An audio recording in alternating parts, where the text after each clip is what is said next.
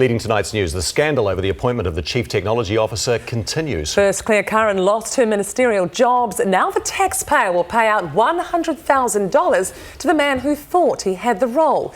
Derek Handley says he'll donate the compensation, but is disappointed at the way it's been handled. Katie Bradford reports.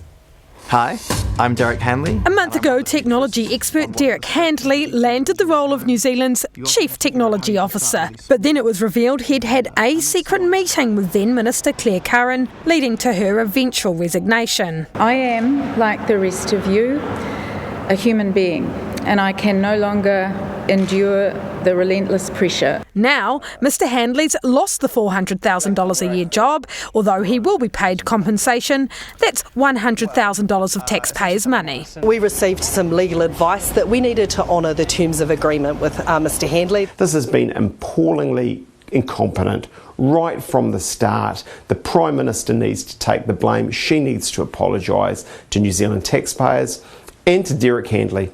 In a lengthy statement, Mr Handley said he's deeply disappointed to learn the government will not be following through with its commitment. He believed he would have been of unique service to New Zealand as the CTO, and the last few weeks had been a distressing time for his family, who had returned to Auckland from a decade overseas. Mr Handley also says he will donate his compensation money to a digital education charity. Meanwhile, the government's pressed pause on its plans for the role. It's an unfortunate set of circumstances.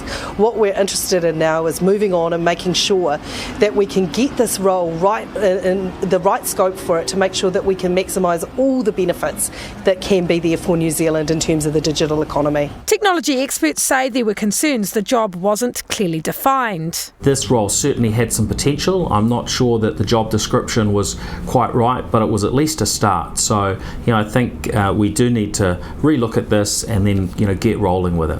So now it's back to the drawing board for everyone. And Katie Bradford joins us now from Parliament. Katie, has this been one drama after another? Has Derek Handley done anything wrong? Well, Clare Curran no longer has her ministerial roles, but this is a saga that just keeps going. First of all, Carol Hirschfeld lost her job at Radio New Zealand. Then those meetings with Derek Handley were revealed. Clare Curran had lost those ministerial roles. Now Derek Handley doesn't have a job he thought he had. You can understand his frustrations around this. He'd moved his family home from New York. He thought he'd got this top job. And because of the way this whole thing went about, that no longer happens. And the government's back to the drawing board, as I said, and there may still be more to come. Look, Clare Curran said earlier this week that she may still have more personal emails on her Gmail account, so this is not necessarily over yet. All right, well, how has Prime Minister Jacinda Ardern, how has she handled this whole mess? Well, this is one of those stories that has been going on for weeks now. It was only about a month ago on a Friday like this that we first learnt of Clare Curran's role with this. Every week there's been a new development with this. It's not a good look for the government.